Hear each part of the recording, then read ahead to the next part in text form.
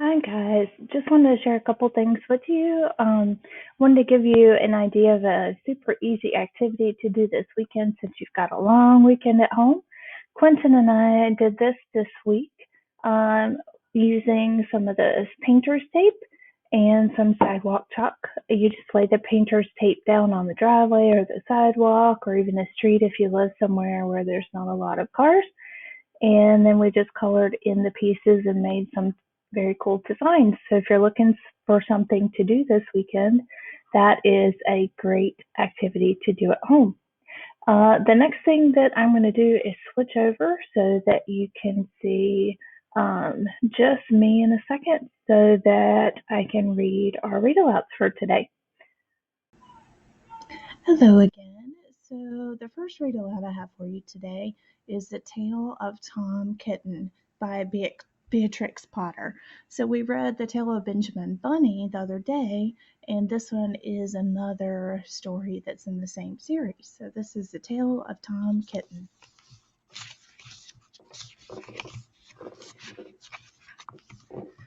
The dedication says, dedicated to all pickles, especially those that get upon my garden wall. Graham, it made me think of you and your dog and pickles when I saw this last night. Once upon a time, there were three little kittens, and their names were Mittens, Tom Kitten, and Moppet. They had dear little fur coats of their own, and they tumbled about the doorstep and played in the dust. But one day their mother, Mrs. Tabitha Twitchit, expected friends to tea, so she fetched the kittens indoors to wash and dress them before the fine company arrived. First, she scrubbed their faces. This one is Moppet. Then she brushed their fur. This one is Mittens. Then she combed their tails and whiskers. This is Tom Kitten. Tom was very naughty, and he scratched. Mrs. Tabitha dressed Moppet and Mittens in clean pinafores and tuckers, and then she took all sorts of elegant and comfortable clothes out of a chest of drawers in order to dress up her son Thomas. Tom Kitten was very fat, and he had grown. Several buttons burst off. His mother sewed them on again. When the three kittens were ready, Mrs. Tabitha unwisely turned them out into the garden, to be out of the way while she made hot buttered toast. "Now keep your frocks clean, children. You must walk on your hind legs. Keep away from the dirty ash pit, and from Sally Henny Penny, and from the pigsty and the puddle ducks." Moppet and Mittens walked down the garden path unsteadily. Presently they trod upon their pinafores and fell on their noses. When they stood up, there were several green smears. "Let us climb up the rockery and sit on the garden wall," said Moppet. They turned their pinafores back to front and went up with a skip and a jump. Moppet's white tucker fell down into the road. Tom Kitten was quite unable to jump when walking upon his hind legs and trousers. He came up the rockery by degrees, breaking the ferns and shedding buttons right and left. He was all in pieces when he reached the top of the wall. Moppet and Mittens tried to pull him together. His hat fell off, and the rest of his buttons burst. While they were in difficulties, there was a pit-pat, puddle-pat, and the three puddle ducks came along the hard, high road, marching one behind the other and doing the goose step. Pit-pat, paddle-pat, pit-pat, waddle-pat. They stopped and stood in a row and stared up at the kittens. They had very small eyes and looked surprised.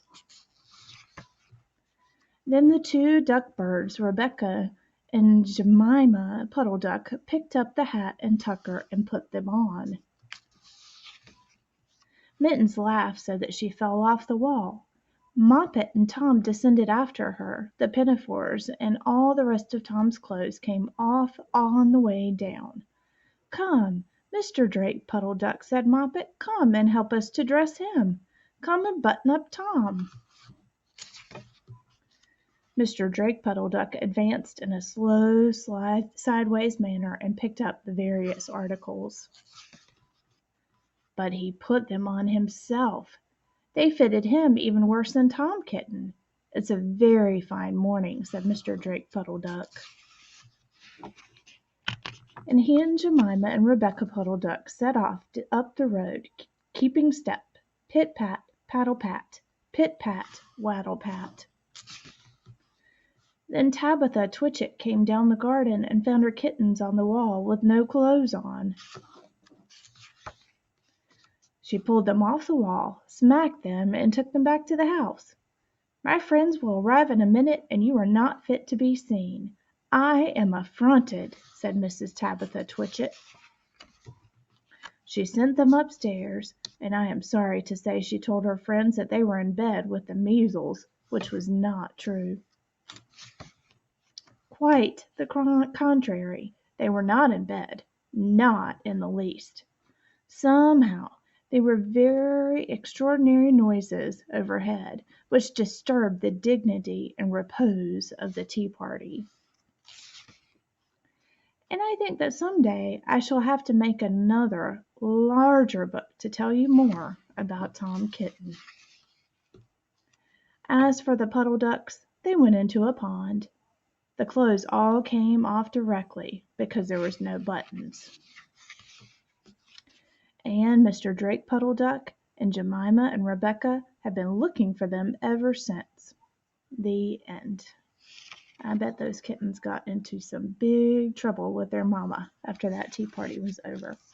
If you want to read more books in this series, there is a whole lot of them, as you can see on this back page. And there are some more adventures about Tom Kitten, that naughty little kitten. I thought today I would read one more book for you since we have a long weekend.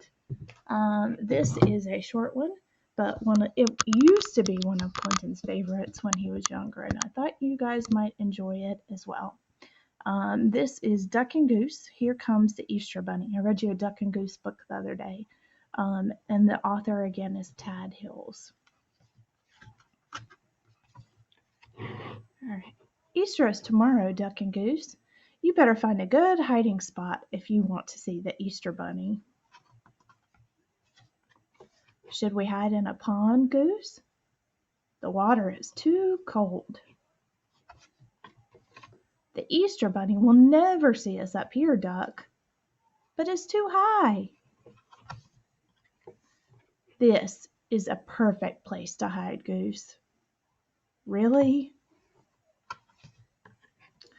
What about hiding here in the meadow? Pretend you were trees. The Easter Bunny won't even know we're here.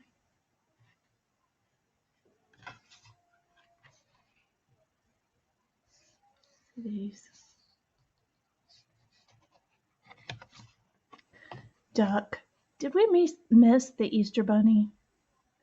Maybe. Happy Easter. I hope you guys have a wonderful long weekend and a very happy holiday.